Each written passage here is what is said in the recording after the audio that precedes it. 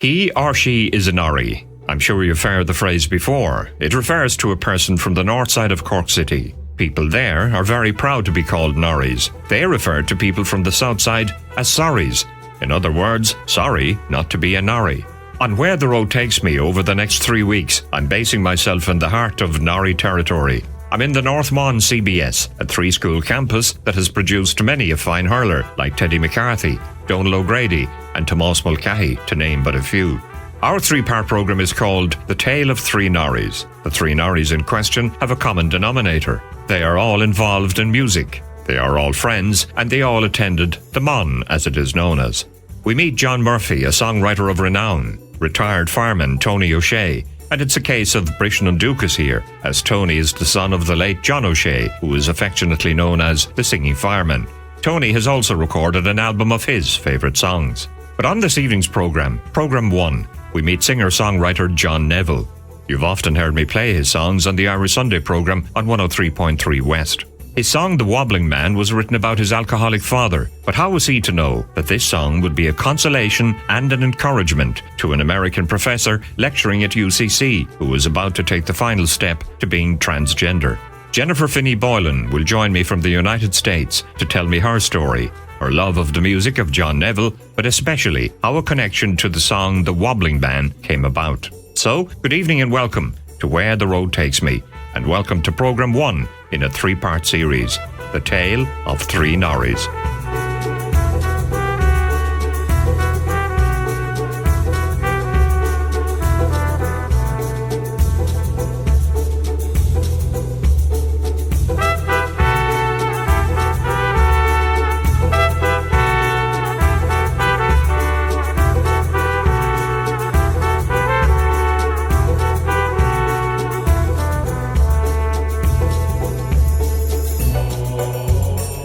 It all started when he bought his first guitar. How often have you heard that phrase too? But it applies to John Neville.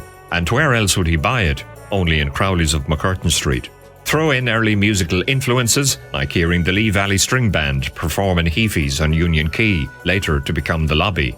By now, he'd been bitten by the bug. But to be sure, hearing and watching the Botty Band play a gig in Connolly Hall, and the sheer power of their music, there was no turning back now for John Neville. A founding member of North Craig, he's recorded 2 albums with them, but he's now pursuing his successful solo career. So there's a lot to talk to John Neville about, including the song he wrote about the place he grew up in, Sun Valley Drive. His song The Wobbling Man, about an alcoholic father, made it to the New York Times. The piece, written by Jennifer Finney Boylan, covered Ireland's transition to an accepting country and her transition from male to transgender. The Wobbling Man, she claims, helped her enormously. Not far from the North Mon is Sun Valley Drive, an American-type name given to the area to boost the morale of the people living there. Large families, poverty, unemployment. You had to be strong to survive what life was throwing at you. John Neville grew up here. It's an area, he says, is steeped in history. It was Glasheen, they called it Glasheen. It was a little stream that was here way back. And then it was Washbrew, Tony, was it? Washbrew Lane, yeah. And then it became Valley Drive then, but we used to know it. People who came from there knew it as the Tarry Road, because it was a big tarmac road at one stage. It was put in really to get directly up to Churchfield and then afterwards Knocknaheeny. It was then changed in 41. There was a project done, and it was to try and improve the name places of the area where we were living. We were classed as poor people, I suppose, so they wanted us to feel better about where we came from. So they called it Sun Valley Drive, and I remember when I was very young, probably 4 or 5, I was amazed at Sun Valley Drive, because at the time TV started to appear, and a couple of people in Scarra Road where I came from had TV. And there was a lot of American shows we had at the time. So you were thinking with a name like that you were living in some part of America, you know. And so, was the idea behind it then to boost the morale of the people? It was to boost the morale of the people. Did it succeed, do you think? I think it did. I mean, it's still, people can't believe the name. When I was young, I told my mother I was going to write something about it when I was older. Little did I know. They did it to a lot of places in Cork, but that was the one that I remember. And I think it did work, really. It was it gave you a different perspective of where you were living, you know. And that was the reason why I think it worked, you know. You mentioned Washbrew. Would that suggest that there may have been a brewery? There was a brewery here. Apparently, there was a man that does some work for me, Alan Egan in Cork. He's retired now, but he does a lot of research for me, for songs and stuff like that. He has a great way of picking out information, and he got a lot of this information for me. And it was a brewery one time, and there was a lot of breweries in the area. You had Murphy's Brewery, and you had Beamish's. Cork was a great place for breweries. So, and that was a very small one, but it was, I don't know the date exactly when it was there, but it was back along the line in the late 1800s, I reckon. You mentioned unemployment and poverty, I suppose large families as well, so it Large was survival families, of the fittest. Yeah, it was indeed. And that was in one of the lines in the song. John Spillane came back to me with a message after he heard the song as a single, and he mentioned that line in it. He said, tough times for tough people. And you had to be tough to be living in a place like that where unemployment was rife, really. But people survived and people helped each other out, and there was always a bowl of sugar to be got somewhere, or a glass of milk to add to your tea if you didn't have it. I lived just up the hill, but I walked to school through Sun Valley Drive. Despite the poverty then and the unemployment, I presume and imagine there was a great community spirit there. There was then, and there still is a great community spirit all the way from, let's say, Joel Griffin Street right up to Knocknaheeny now. It's all the way there, and there's great camaraderie always, and people helped each other out, really, I suppose, you know.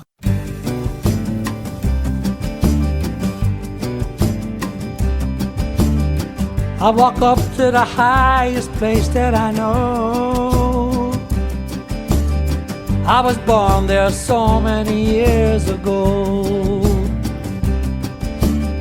We went to school here every morning, arrived down the Sun Valley Drive. Take you up, I'll show you around. See the city from the higher ground. Up here you really feel alive on the Sun Valley Drive.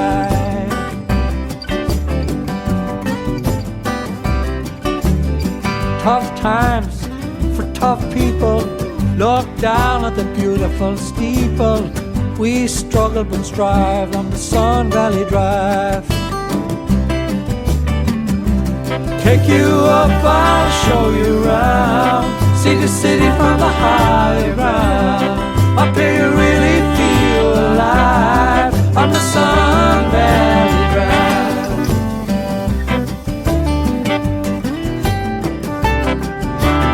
City wanted a name change, we had to yield.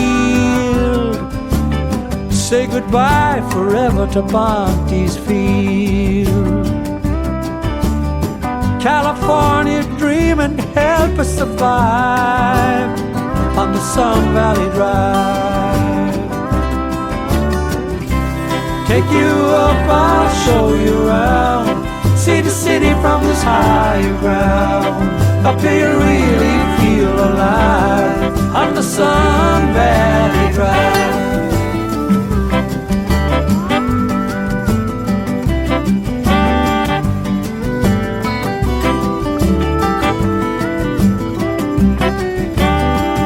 Generations later still live their lives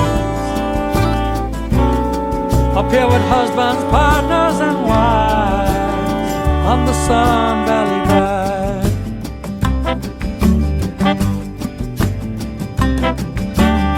Friday night and the working week is gone. The going out girls put all their makeup on. We watched them walk to town, the beehive and drive down the Sun Valley Drive. Take you up, I'll show you around. See the city from this higher ground. Up here you really feel alive on the Sun Valley Drive. On the Sun Valley Drive. Sun Valley Drive. Sun Valley Drive. Sun Valley Drive. John Neville and a song about Sun Valley Drive, the road where he grew up here on Cork City's north side. The American-type sunny name given to the area to boost the morale of the people who lived here and were struggling during difficult economic times. Well, I put it to John that although this is the city, this particular area has an urban-rural feel to it. You are, after all, just a stone's throw from the countryside. And, of course, you have Bonte's Field, which was Croke Park for John and his friends while growing up here. Bonte's Field was part of that is still part of Bonte's Field where the tennis courts are now, below the parochial hall. And there you have as well the 52 steps, which are synonymous with that field now. And people now start to drive down them. There was a couple of court cases in the recent past over people driving down the 52 steps. They're only about 3 inches high, or 70 mil high, but they're about 7 or 8 feet long. And there are 52 and a very slow gradient getting you from up the area of the parochial hall or in a Scar Road down as far as Sun Valley Drive. As far as I can remember, there was always a stream there at the time, and that was the fight across the Sun Valley Drive. Was the boys in that side across the road side to the boys in the Scar Road and in the Shannon Road. We had the height, we had the gain of the height, and we were fighting for that stream. We were like Romans, I suppose. We were stone throwing. That was about our biggest weapon. We had stones to throw across, but it was a great little place, and they used to dam up the stream and make it overflow, and fellas go paddling in it, and it was just a good area and a good time and a good. I was going to ask you that anyway. As young lads, how did you spend your time? I suppose Bonte's Field was the Bonte's Field was a great thing, and in a Scar Road where I came from, there was a green there. There was a little green when I was up there recently again, and. The green looks much smaller now than I thought it was when I was young. When I was young, it looked like a hurling pitch because we had Mixer Corbett. He was a Glen hurler and quite a good one as well. And he lived near me. He had a Harty Cup medal with the man, which made him famous for us. He used to tell me to get a hurley. He used to have lots of hurleys from the Glen, ones that would be getting repaired and stuff. He'd be bringing them back and forth from the Glen. And he gave me a hurley, and I remember him saying, get up to right corner forward there, or whatever position he'd put you in, and he'd be roaring up at me, Neville, take that bit of string off that hurling. He said, you're here to play hurling, not to be playing guitars, he said. So I knew when I was a young fella I was going to play guitar at some stage down the line, And that brings us to the end of part 1 in programme 1, The Tale of Three Norries. The Norrie in question this evening is singer-songwriter John Neville. From his album Dance with the Wind, a song called Long Time Now puts the finishing touches to part 1. I continue my conversation with John and hear more of his music after the break. I've been waiting for a long time now for someone to love me and to show me how. I've been waiting for a long time now.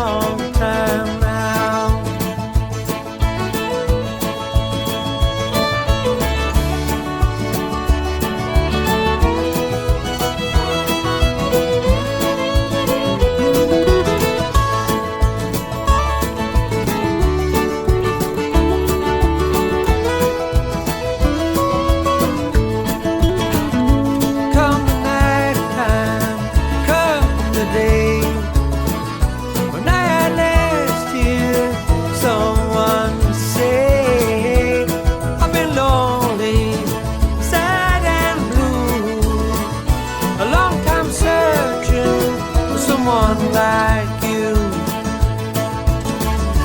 I've been waiting for a long time now, someone to love me and to show me how. I've been waiting for a long time now.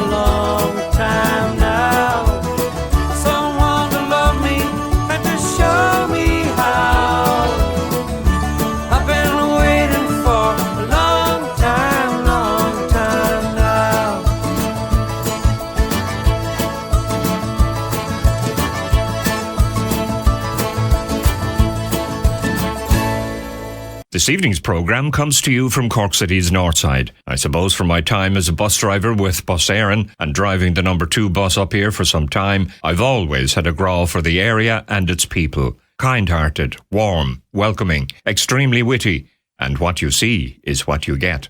So this is the first of a 3-part programme entitled The Tale of Three Norries. It comes complete with guests and sub-stories.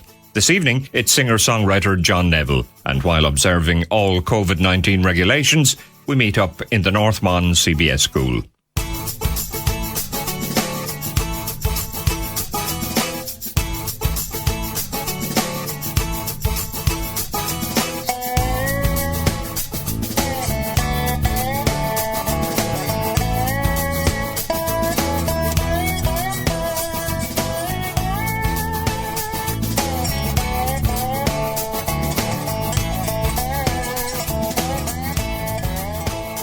We're here, of course, in a very famous school, the North Monastery CBS. Did you attend this academy? I did. I came to this academy. I started off in, like the lads that are here, the other 2 characters. We started off in the North Pres, and that's when you came out of the North Pres, you went into Mon A. There was Mon A and Mon B. The Mon B students came from St. Vincent's School, which was quite near the presentation school, run by the nuns. But that was my school when I started off as a child. And then I came up to Mon A.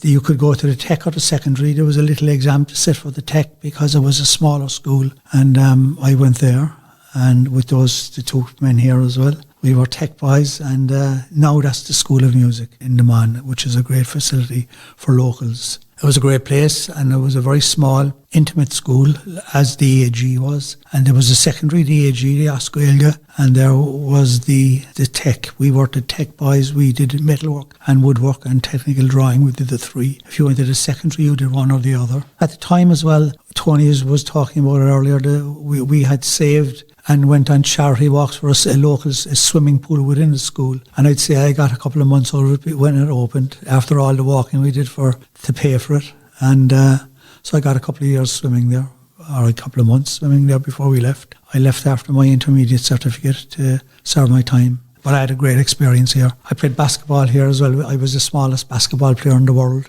I remember Alton Bird was another small basketball player who moved to England. He played in England and he moved up to Scotland.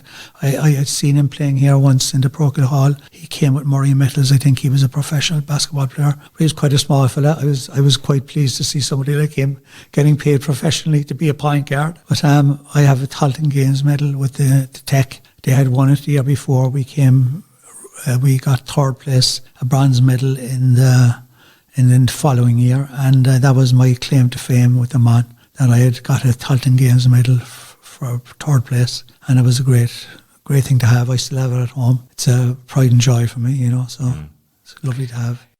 The main ingredient of all 3 programmes is, of course, the music of the 3 Norries in question.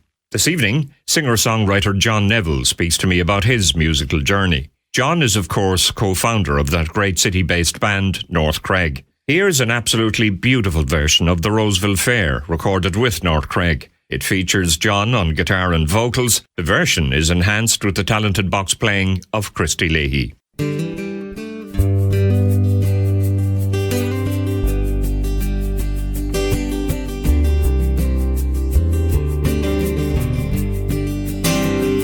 The night was young, the moon was shining, the stars came out bright in the skies, and the people they came down, and the band was tuning. I can hear them now, playing Coming Through the Rye. She was dressed in blue, she looked so lovely, a gentle flower, a small town girl. And then he took her by the hand, and they danced to the music, and with a single smile she became his world. And they danced all night to the fiddle and the banjos, oh, drift and tunes fill the air. Long ago now, I can still remember how the at the Roosevelt Fair.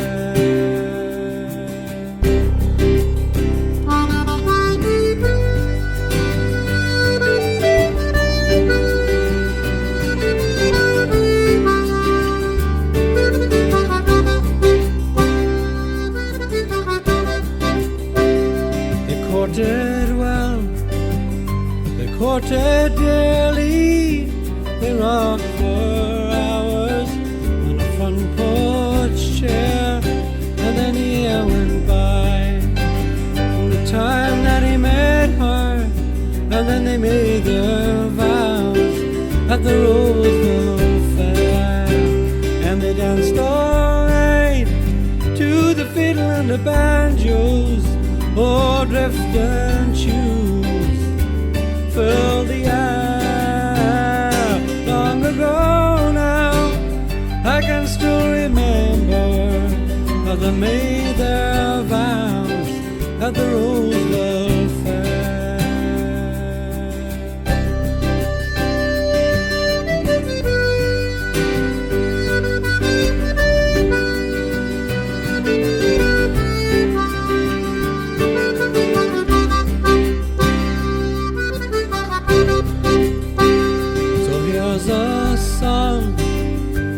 All you lovers, and here's a dream you all can share.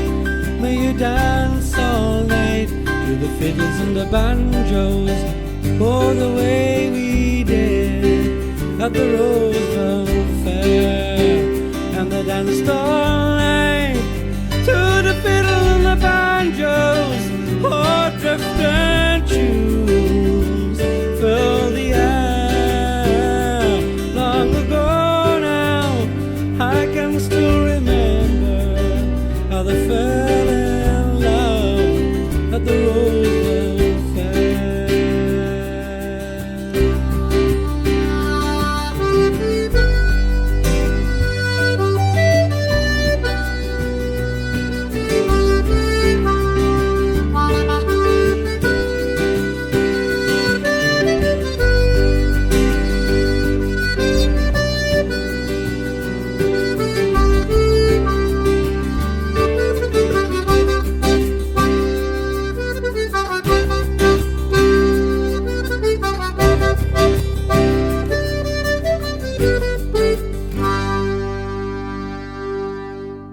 My father was a piano accordion player. He had played quite a lot when he was young, played with a lot of bands. He was a good player. He didn't really teach us anything, but we watched what he was doing, and I took up the guitar at about 14. My brother got one for Christmas, actually. My mother bought one for my brother, and she put it in a wardrobe underneath bits and pieces, and of course I had seen her coming in with the guitar for him. He was out when she brought it in. And I decided I opened the top of the cardboard box and I took it out and I started playing it. I hadn't a clue, of course, but I felt it was out of tune. I couldn't tell you what was in tune, but I felt it was out of tune. So I went playing with the keys and the machine heads, and I broke a string. So then we were in a bit of a predicament. What was I going to do to get the string fixed for Christmas Day? But we got it sorted out. I got somebody locally. I think they tied a knot in the string, and that did the job sufficiently for then. But I was fascinated by the guitar then, and I was a big Rory Gallagher fan at the time, and I knocked around with guys, the Leahy brothers, that came to the school as well. Ger was in the tech with us, Sean was in the secondary, and Steve was in the secondary. 3 very accomplished musicians from the rock steps, and I used to knock around with them, and they had a couple of guitars, so I learned to play with them. And then when I started work myself, I bought one off Mick Crowley in Crowley's, a small-bodied Fender, an F25 I think it was, a lovely guitar, and that was the start of my career as a singer. Yeah. And that was Crowley's in McCarthy Crowley's Street. in McCarthy Street, yeah. That was some place. Yeah, it was a great. Mick was fantastic to deal with as well. He'd know if you were stuck for money, and he'd give you some kind of he'd give you a deal on it, or he'd do a deal with you for a weekly payment. But I waited till I had the money ready. I bought a few guitars off Mick in his time, and he was a great man. He passed away 12 years ago now, I suppose. But he was very good to a lot of the young musicians in Cork who were trying to start off. North Craig, a traditional band from Cork, were formed in 1996 from a pub session scene in the city. The name came from a tune composed by uilleann piper Jimmy Morrison. He named his piece of music after a small townland near Fermoy. Although John Neville is now pursuing a solo career as a singer-songwriter, John was one of the co-founders of North Craig.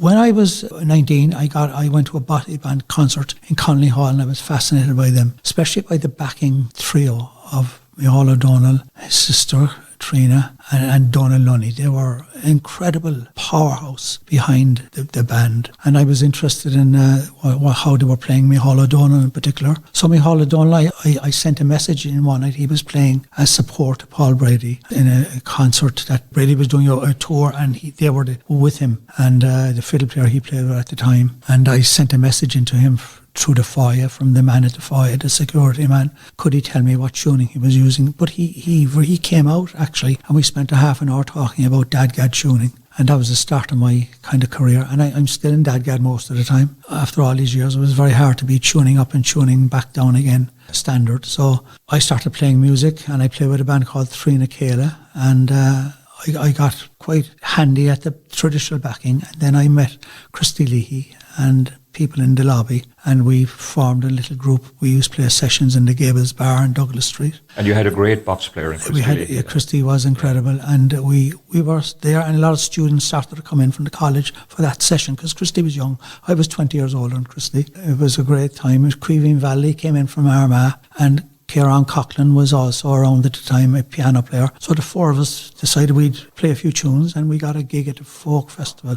The rest is kind of history. We got Martin, his brother, for a tour in Germany, and Paul Meehan from Armagh and banjo came in to play. And we were away, and we got a record deal with a German company. We did 2 albums with them. They did 4 altogether, but I did 2 with them and that German company. And we toured all over the place. As I said, all the lads were young, and I was a singer, and I could write, and I could back, and that's all they were interested in, really. My age was incidental to them. I had 6 years with them, and then they were starting to go to America, so I decided I was still trying to work full-time with the Port of Cork. They were very good to me. In the Port of Cork, they gave me time off, and I worked the hours up when I came back and all that kind of stuff, you know. But it was a great band, and we got a great run. We got a great run. What sort of objectives did you set yourself, if any? Because the music was really up-tempo, hanging off the ceiling, stomping the feet stuff. It was. What I had said, we had a couple of meetings about what we were going to do, and I kept going back to the bothy band, the powerhouse of the backing. That was going to be the secret for that band. And Martin Leahy on drums, Kieran Coughlin on piano, and myself on guitar. And myself and Kieran worked out the chording that were going to be used for each tune. It was very syncopated, and Martin on the drums had a great feel for it. And that's what gave it the powerhouse. That alone, even if you were playing that bar without playing any of the tunes, that would get people going. Jennifer Finney Boylan is an American author, transgender activist, and a contributing opinion writer for the New York Times. She has 2 children, Zara and Sean, with Deirdre Boylan, whom she married in 1988. In the 1990s, the Boylans moved to Cork, where Jennifer lectured at UCC. In 2017, she wrote an opinion piece in the New York Times entitled Ireland's Transition and Mine, and I quote from it. I'd come out to my wife as transgender in the months before we left the States, but I was too afraid to embark on a full transition, which I was fairly certain would ensure violence, loss and scandal. There wasn't even much of a language back then for discussing the things that dwelled in my heart, certainly not in America, not even among the academics and progressives who constituted most of my friend group. And Ireland, in spite of the love I felt for our lives there, felt even more unsafe. The culture was still dominated by the Catholic Church, and the wake of centuries of history in which queer people were told that to live openly in the world meant damnation. So I spent my days in hiding, standing en femme on one side of a door that I was too afraid to open. That was 19 years ago. Now, in less than half a generation, Ireland has gone from one of the worst places in the world to be gay to being one of the best.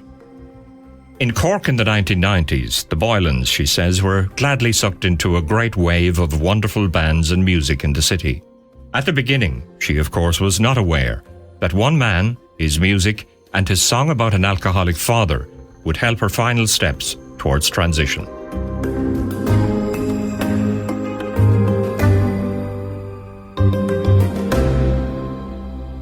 couple different places you could hear music, several in fact, and there was a place called the Corner House, there was a place, and then there, of course, there's a great lobby pub, the great lobby bar, which had the great bar downstairs, and then upstairs, it was one of the great places in the country to hear music, and every day of the week, just about, you could hear some new, amazing artist. So, North Craig would play there pretty regularly, and it was just magnificent. In fact, I think John Spillane has a song called something like Nights in the Lobby Bar, which is a great tune. But on Wednesday nights, I believe, you'd hear, there was kind of a jam session at the Gables Pub, which is over on Douglas Street. And John Neville ran that session, and it was generally the people in the circle of, because Nomos and North Craig were kind of like brother bands. I mean, literally, in that each band had a brother. A member of the band had a brother in the other band, so it was really quite a thing. So that was a circle of people who would show up on the Gables, and it was a session night. So you'd show up and have a pint or so around 8, and then by 9 o'clock people would start trickling in. And you never knew who you'd see there, but there they were, all the fiddle bows waving around in the air, and usually it was Christy on the box. But the heart of it was John Neville, and he played that guitar of his. He was the rhythm section, and it was really quite spectacular. That's actually a very strange story. There are a couple of strange things about that whole story, and that is that there was when North Craig started in the Gables, myself and Christy were playing a session there. Myself and Christy used to play, and a lot of people used to come in. But there was a man came in who was an American guy, myself and his wife, used to come in. He was an American man that was here for a year to lecture on American literature in UCC. And he loved the traditional music, and he came in. James Finney Boylan was his name. But of course, what I didn't know was that he was trying to come out, and he wanted to change, and he wanted to be a transgender. And that year, as he finished in Cork, he had agreed with his wife when they went back that he was going to get the change that he needed to make his life livable. They're still together, still married, 14 years later. She came, I'd say she, because she's Jennifer Finney Boylan, and she wrote a book about her time in Cork and about the band North Craig. We got a bit of she said that was a great band for them while they were here, and they love the music, and it's in one of her books now. And The Wobbling Man, she reckoned, was what made her change her mind, because my song was about alcoholism, parental alcoholism. But for her, she saw what it had done for me to release me from those pressures growing up, and it did release her as well. She felt she was falling, she was wobbling herself, and she needed to change her life, and she did, and she's been extremely successful. I left unknowingly as a boy. The wobbling man was like a toy. You'd wind him up and let him go, and watch him wobble to and fro. But soon I learned to laugh no more when I'd hear the key turn in the door. The silence came, no one would talk. Around on eggshells we would walk. Mama, Mama, tell me why the dark clouds always fill our sky, while other children laugh and play. I find a corner and hide away.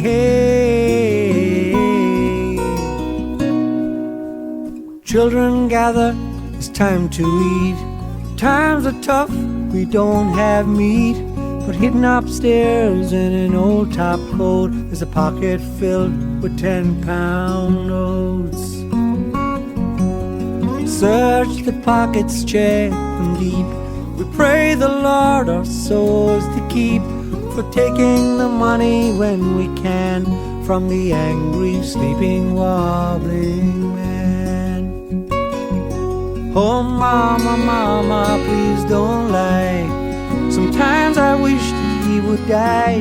Don't make excuses for him to me. I'm older now and I can see.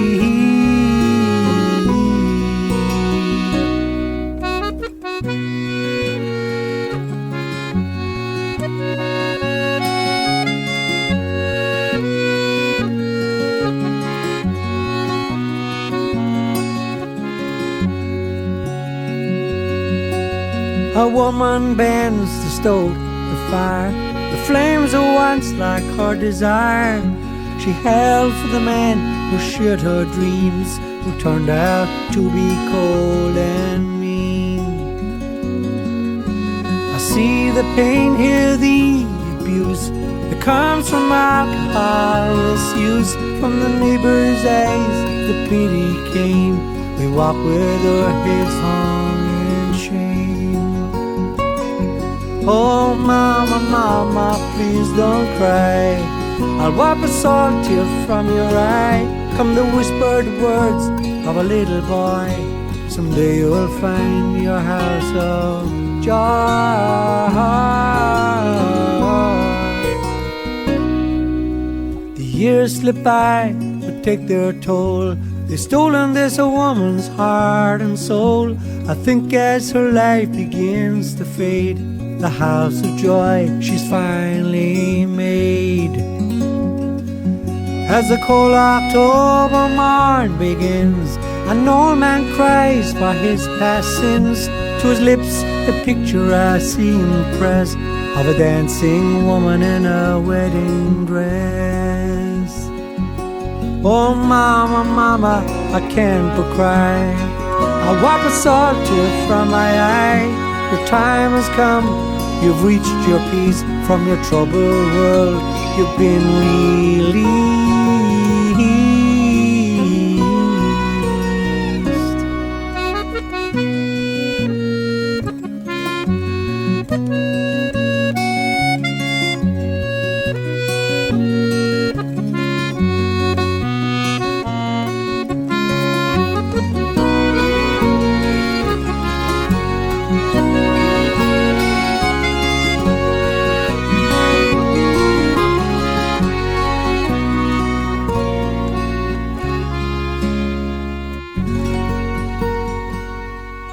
How did a song that John wrote about his alcoholic father called The Wobbling Man resonate with you, and how did you feel when you heard it for the very first time? The Wobbling Man.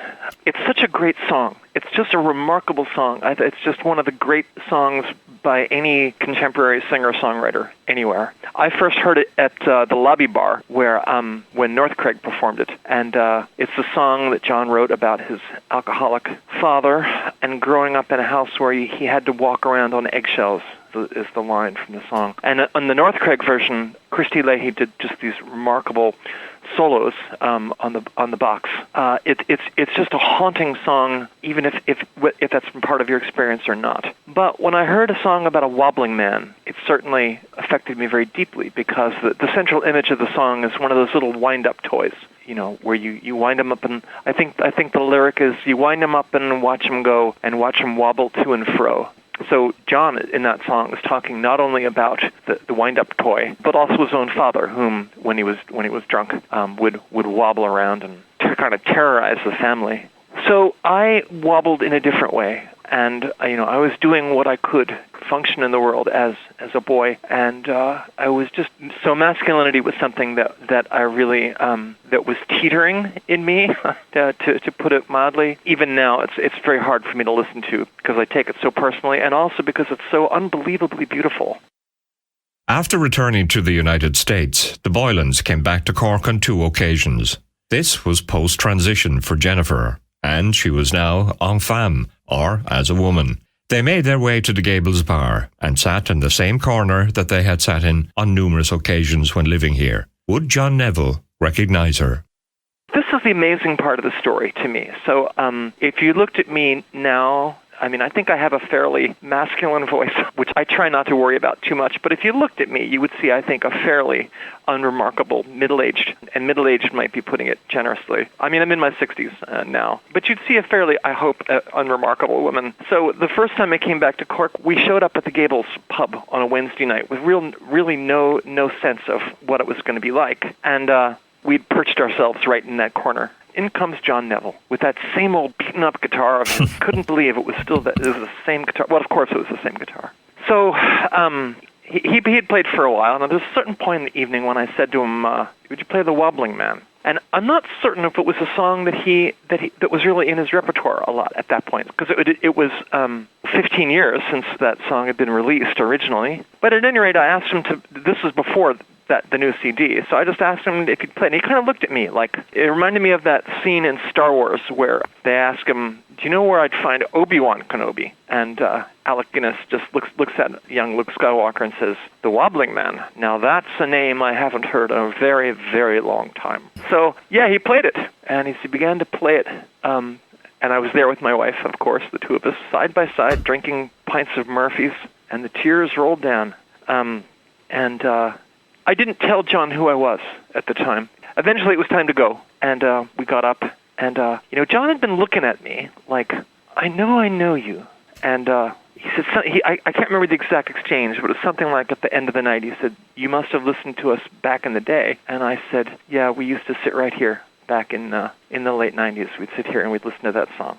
And then he gave me a look, and I don't know this for sure. You could ask him, but at that moment I thought he went, "Oh, now I know who you are. I remember." Anyway, we took our leave, and so I write a column for the New York Times, and I wrote about this experience, about how I had changed, how Ireland had changed, and the piece ran, and it was picked up by the international edition of the New York Times, where somebody, I think not in Ireland, I think it was somewhere, I don't know, somebody bought a copy of the paper. They put it on the front page, which I thought was very nice, and they showed it to John, and he looked at it, and then he emailed me, and I said, yeah, that was me. So John and I had stayed in touch since then, and he sent me the new CD, and it's that same voice that I love, and it's the same song that touched me so deeply then. Believe me, if you're a newcomer to the music of John Neville, it will grow on you before you know it. If you would like to speed up that growth, his current album is entitled Dance with the Wind, and there's a new one on the way. My thanks to Jennifer Finney-Boylan and to John Neville for joining me. 3 friends, 3 Mon Boys, and 3 lads who love their music. Next week, we meet the second of the 3 Norries, songwriter John Murphy. Ken Parrott was on sound this week, and thank you for joining us. I'm John Green, and I hope you have a safe and enjoyable week. Bye for now.